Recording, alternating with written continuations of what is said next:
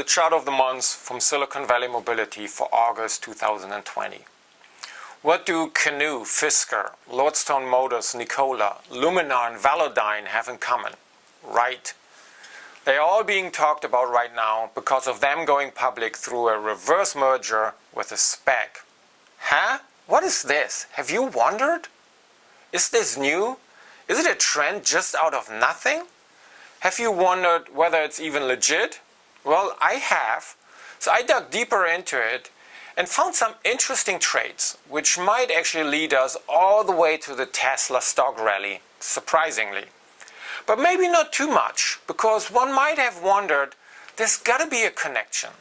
Now, let's peel the onion and let me share with you what I have found. Before I do that, here's a disclaimer. This is not a financial or investment advice.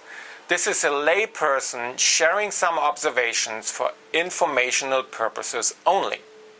First off, SPACs and reverse mergers are not new. They have been around since the 1990s. And we see in this chart number of SPAC IPOs in orange, proceeds from their IPOs in blue. There was a peak in activity, interestingly enough, right before the financial crisis in 2008.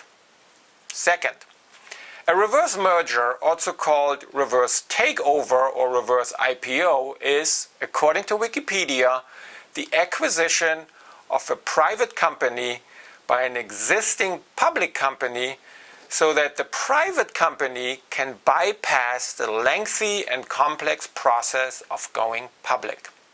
Okay, I get that. There's a public company, that means listed on the stock exchange, and a private company, that means not listed on the stock exchange.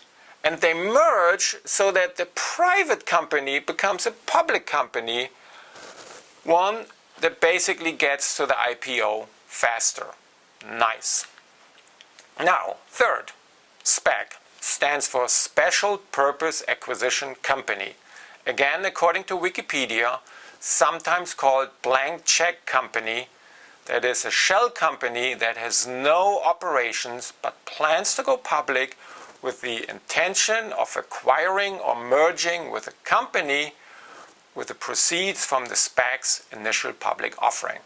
Ooh, blank check company, shell company, no operations. That sounds iffy. Well, after all, these are financial vehicles to raise capital and move companies forward. A SPAC's only purpose is to acquire one and only one company to take it public. Again, not new, actually very legitimate and maybe indicative of the financial situation.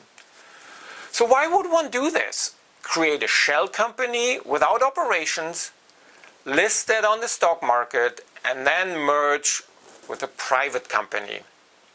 Well, it typically speeds up the path to the stock market for the private company and gets that company further options. And the investors behind the SPAC hope for good ROI. Why the rush to go public, and what are the benefits of a publicly listed company anyways? Well, the benefits are to get cash on the public market. Because you are now publicly traded, that means you get broader access to capital and not just from your VC or PE firm. A public company also qualifies for security-backed loans, something not available to private companies. And of course, there's some halo around publicly listed companies. It might give some more seriousness if done right. And you certainly get some media coverage out of it. But why is a reverse merger with a SPAC faster? Well, typically an IPO is a lengthy process that also includes underwriting by a reputable financial institution. And this underwriting works well if you have, for instance, a product on the market. If you don't, And why would you want to go public now as fast as possible, especially with an EV startup? There can be several reasons, including that you just need access to more funding opportunities now. But this chart might also have something to do with it, the Tesla stock rally. If you see this, you cannot be other than just being in awe. What is going on here? This morning, Tesla is trading at $2,250. $2,250 a share. Wow. And now you might think, this cannot go on forever. There's your window of opportunity. Start your engine, go public, and hope to become part of the frenzy. Again, this is no financial advice, just my 2 cents about reverse mergers, SPAC, and Tesla. How would you explain this? Anything missing? Let me know. Thanks for watching today.